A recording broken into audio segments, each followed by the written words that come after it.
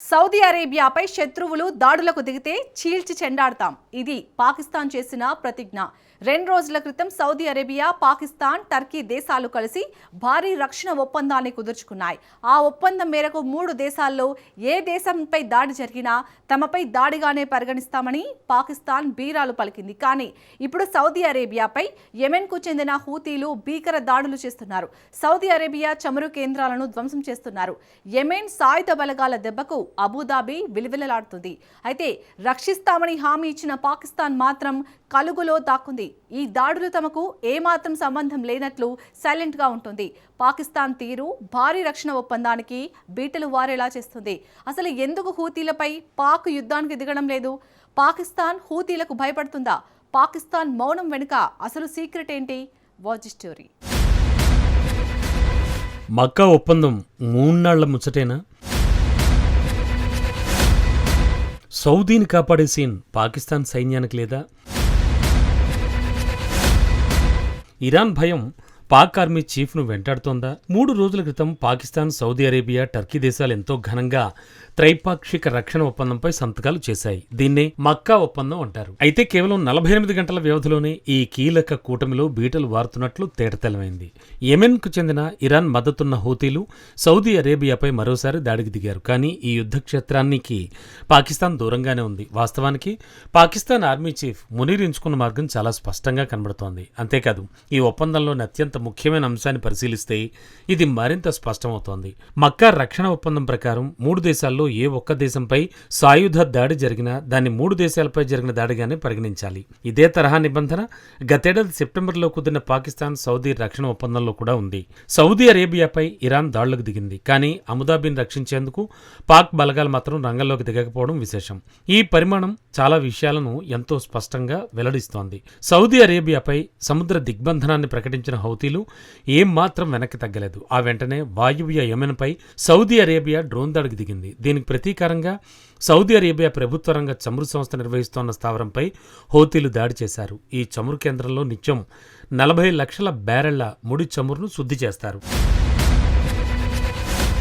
మరోవైపు చమురు కేంద్రంలో చెలరేగిన మంటలను ఆర్పివేశామని రియాద్ తెలిపింది. హూతీల దాడుల్లో ఎవరికీ ఎలాంటి గాయాలు కాలేదని సౌదీ స్పష్టం చేసింది. అంతటితో ఆగకుండా యెమెన్లోని మోహా పోర్ట్ సిటీపై కూడా హూతీలు దాడికి పాల్పడ్డారు. ఇప్పుడు ఈ దృశ్యాలను పరిశీలిస్తే మోహాలోని సౌదీ దళాలు ఆయుధ డిపోలను లక్ష్యంగా చేసుకుని క్షిపణులు, డ్రోన్లతో పెద్ద ఎత్తున దాడులు చేసినట్లు హూతీలు ప్రకటించారు. ఈ దాడులతో నల్లటి దట్టమైన పొగలు కమ్ముకున్నాయి. హూతీలు దాడికి పాల్పడిన సమయంలో భారీ పేలుడు శబ్దాలు వినబడ్డాయి. యెమెన్ సైన్యం వెల్లడించిన వివరాల ప్రకారం ఈ తొలి విడత దాడిలో 8 మంది సైనికులు, 3 పౌరులు సహా కనీసం 11 మంది ప్రాణాలు కోల్పోయారు. మరో 32 మంది తీవ్ర గాయాల పాలయ్యారు. తమ వైమానిక రక్షణ వ్యవస్థ హౌతీలకు చెందిన 11 డ్రోన్లను అడ్డుకుని కూల్చివేసినట్లు యెమెన్ సైన్యం తెలిపింది. ఇక టర్కీ విషయానికొద్దాం. ఈ ఒప్పందంలో నాటో తరహాలోని ఆర్టికల్ 5 ఉందని ఆ దేశ విదేశాంగ మంత్రి స్పష్టం చేశాడు. కానీ హౌతీల డ్రోన్ దాడుల విషయంలో మాత్రం ప్రస్తుతం టర్కీ మౌనం వహించింది. సౌదీ అరేబియాతో జరుగుతోన్న ఈ సంఘర్షణలో టర్కీ రంగంలోకి దిగుతుందా లేదా అనే ఊహాగానాలు మొదలయ్యాయి. అయితే అదే సమయంలో ఈ మక్కా ఒప్పందం ఏ దేశాన్ని లక్ష్యంగా చేసుకోలేదని టర్కీ విదేశాంగ మంత్రి మీడియాకు తెలిపారు. మరోవైపు పాకిస్తాన్ కూడా దీనిపై స్పష్టత ఇచ్చింది. తాజాగా పాక్ విదేశాంగ మంత్రి ఇషాక్ దార్ స్పందించాడు. మక్కా ఒప్పందం ఏ దేశానికి వ్యతిరేకం కాదని మరోసారి స్పష్టం చేశాడు. విదేశీ దురాక్రమణలకు వ్యతిరేకంగా సమష్టి నిరోధక శక్తి పటిష్టం చేయడమే ఈ ఒప్పంద ప్రధాన ఉద్దేశమని దార్ వెల్లడించాడు. ఆసక్తికరమైన విషయం ఏంటంటే మక్కా ఒప్పందం పట్ల తాము ఆందోళన చెందడం లేదని ఇరాన్ స్పష్టంగా ప్రకటించింది. పరోక్షంగా అమెరికాను ఎద్దేవా చేసింది. గల్ఫ్ దేశాలు బాహ్య శక్తులపై నమ్మకం కోల్పోయాయని ఇరాన్ స్పష్టం చేసింది. గల్ఫ్ దేశాలు సొంత సామర్థ్యాలపైనే ఎక్కువ ఆధారపడుతున్నట్లు మక్కా ఒప్పందం నిరూపిస్తోందని టెహ్రాన్ అభిప్రాయపడింది. ఈ విషయంలో ఇరాన్ వ్యాఖ్యలను గమనించాల్సిందే. టర్కీ, పాకిస్తాన్ సహా తమకు పొరుగు దేశమైన సౌదీ అరేబియాతో బలమైన మతపరమైన, చారిత్రక, నాగరికత సంబంధాలున్నట్లు ఇరాన్ వెల్లడించింది. మక్కా ఒప్పందం ఇరాన్కు వ్యతిరేకంగా ఉంటుందని, ఆందోళన చెందాల్సిన పనేం లేదని టెహ్రాన్ క్లారిటీ ఇచ్చింది. అయితే సౌదీపై హూతీలు దాడులు చేస్తున్నా అడ్డుకునేందుకు పాక్ ఎందుకు రక్షించడం లేదు? ఇరాన్పై అమెరికా, ఇజ్రాయెల్ తీవ్రస్థాయిలో దాడులు జరిపాయి. ఇరాన్ ఇప్పటికీ పటిష్టమైన సైన్యాన్ని, భారీ ఆయుధాగారాన్ని కలిగి ఉంది. అంటే ఒకవేళ సౌదీ కోసం హూతీలపై పాకిస్తాన్ యుద్ధంలోకి ఎంట్రీ ఇస్తే ఇరాన్ ఏమాత్రం ఊరుకోదు. తమ ఆయుధాలతో పాకిస్తాన్, టెహ్రాన్ చిన్నాభిన్నం చేయగలదు. దానికి తోడు పాకిస్తాన్కు బలూచిస్తాన్ ఇప్పుడు పీడ కలలా మారింది. ఇరాన్ పాకిస్తాన్ మధ్య ఉన్న సరిహద్దు ప్రాంతాల్లో బలూచిస్తాన్ ఉంటుంది. ఇరాన్తో 900 కిలోమీటర్ల మేర సరిహద్దు బలూచిస్తాన్ పంచుకుంటోంది. ఈ ప్రాంతాన్ని అదుపులో ఉంచడం పాకిస్తాన్కు కత్తి మీద సాము లాంటిది. బలూచిస్తాన్ ఎప్పుడూ అశాంతితో అట్టుడుకుతూనే ఉంటుంది. మహ్రాంగ్ బలోచ్ వంటి మానవ హక్కుల కార్యకర్తలను పాకిస్తాన్ నిరంతరం జైళ్లలో పెడుతోంది. అక్కడ గ్రౌండ్ లెవెల్లో నెలకొన్న తీవ్ర వ్యతిరేకతను తక్కువ అంచనా వేయలేం. ఒక్క జూలైలో జరిగిన 3 వేర్వేరు దాడుల్లో కనీసం 42 మంది ప్రాణాలు కోల్పోయినట్లు పాకిస్తాన్ సైన్యం స్వయంగా ప్రకటించింది. మృతుల్లో ఎక్కువ మంది భద్రతా సిబ్బందే ఉన్నారు. ఆ తర్వాత జరిగిన సైనిక చర్యల్లో కనీసం 129 మంది మిలిటెంట్లను హతమార్చినట్లు పాక్ బలగాలు ప్రకటించాయి. మరోవైపు బలూచ్ లిబరేషన్ ఆర్మీ కూడా తన కార్యకలాపాలను మరింత తీవ్రతరం చేసింది.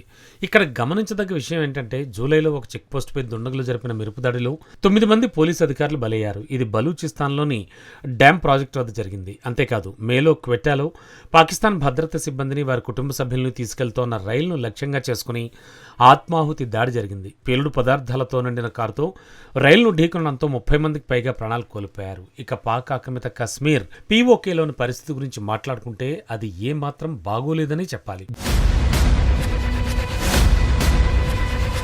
Joint Awami action committee JAAC మద్దతుదారులను అసీం మునీర్ క్రూరంగా అణచివేస్తున్నాడు. పీఓకేలో పేరుకే అసెంబ్లీ ఎన్నికలు జరిగాయి. అది కూడా కేవలం 4 నియోజకవర్గాల్లో మాత్రమే తొలి విడత పోలింగ్ నిర్వహించగా మిగతా 7 స్థానాల్లో పోలింగ్ను వాయిదా వేశారు. పాకిస్తాన్లో సంక్షోభాలు తీవ్ర రూపం దాలుస్తున్నాయి. ఈ తరుణంలో ఒక కీలకమైన ప్రశ్న తలెత్తుతోంది. ప్రస్తుతం జరుగుతోన్న పరిణామాల దృష్ట్యా చూస్తే మక్కా ఒప్పందంలోని నిబంధనలను నెరవేర్చే స్థితిలో అసలు పాకిస్తాన్ ఉందా అనే అనుమానాలు వ్యక్తమవుతున్నాయి. ఒకవేళ సౌదీ కోసం హౌతీలపై దాడి చేస్తే ఇరాన్ ఎదుర్కొనే సత్తా పాకిస్తాన్ సైన్యానికి ఉందా?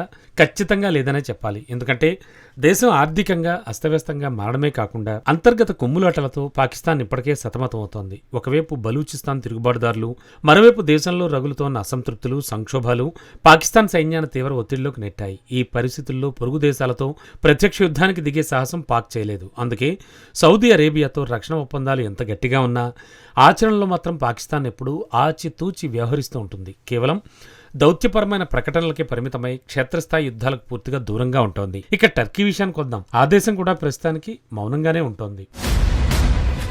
మక్కా ఒప్పందంలో నాటో తరహా రక్షణ హామీలున్నాయి. కానీ పశ్చిమాసియాలో ప్రత్యక్ష సైనిక జోక్యానికి టర్కీ అంతగా ఏం ఆసక్తి చూపడం లేదు. తన సొంత ఆర్థిక ఇబ్బందులు, ప్రాంతీయ వ్యూహాత్మక ప్రయోజనాల దృష్ట్యా టర్కీ కూడా సౌదీ వివాదంలో తల దూర్చడానికి వెనకడుగు వేస్తోంది. సౌదీ అరేబియా మాత్రం ఈ త్రిపాక్షిక కూటమి ద్వారా పశ్చిమాసియాలో తన భద్రతను పటిష్టం చేసుకోవాలని భావిస్తోంది. కానీ కీలక సమయానికి మిత్ర దేశాలు వెనకంజ వేస్తుండడంతో సౌదీ అంచనాలు తలకిందులవుతున్నాయి. మొత్తానికి చూస్తే ఈ మక్కా ఒప్పందం కాగితం మీద ఎంత బలంగా కనిపించినా ఆచరణలో మాత్రం ఇది కేవలం రాజకీయ ప్రదర్శనగానే మిగిలిపోతోందనే విశ్లేషణలు వినబడుతున్నాయి. క్షేత్రస్థాయి వాస్తవాలు, దేశాల సొంత ప్రయోజనాలే ఇక్కడ ప్రధాన పాత్ర పోషిస్తున్నాయి. సంక్షోభ సమయంలో ఏ దేశం కూడా తన స్వలాభాన్ని పణంగా పెట్టి మరో దేశం కోసం ముందుకొచ్చే సాహసం చేయడం లేదు. ఈ పరిణామాలు పశ్చిమాసియా రాజకీయాల్లో మరోసారి కొత్త సమీకరణాలకు తెరతీశాయి.